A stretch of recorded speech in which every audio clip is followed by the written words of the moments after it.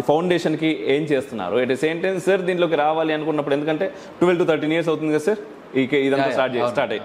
నార్మల్గా చూస్తూ ఉంటాం కదా, ఇంతకుముందే మాట్లాడాం మనం, డబ్బు, పిల్లలు, ఆ తర్వాత పిల్లలు అంటే ఒక 5-6 తరాలకి మనం సంపాదించి పెట్టాలి మనకు ఉండేటటువంటి లిమిటెడ్ టైంలో, లిమిటెడ్ జీవితంలో అన్నప్పుడు చాలా కష్టం. అదే అందరూ కష్టపడుతూ ఉంటారు పాపం.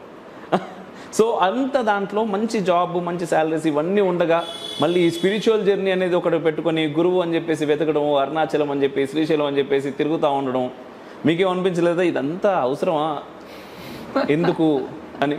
ఆ టైంలో టైం మిషన్లో కూర్చున్నాం, ఇప్పుడు వెనక్కి వెళ్ళాం. ఆ టైంలో అసలు మీ మధ్య ఏం మొదలైంది? ఎలా చెప్పారు వారు మీతో? ఎలా చెప్పారు అసలు ఈ విషయాన్ని, నాకు గురువు కావాలి అని? అది ఒక గొప్ప బ్లెస్సింగేనండి మా ఫ్యామిలీకి.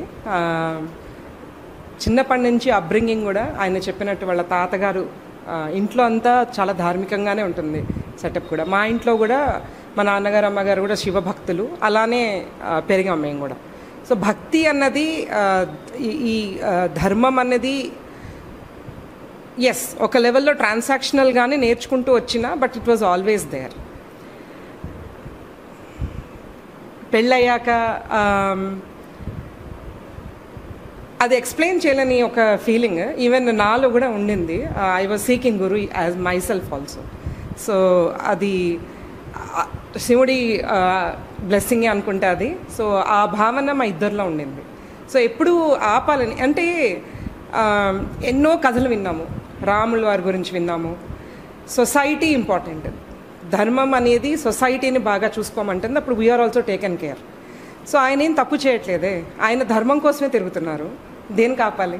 నేనేదో పబ్కి వెళ్తాను అలా అంటలేదు కదా. So he is not doing anything wrong. గురువుని వెతకడం అన్నది ఒక పూర్వజన్మ సుకృతం అది. సో సంహౌ నాలో కూడా ఆ ఇది ఉండింది, seeking. So the same time ఆయన గురుగారిని కలిసినప్పుడే ఈవెన్ నాలో కూడా క్యూరియాసిటీ ఉండింది.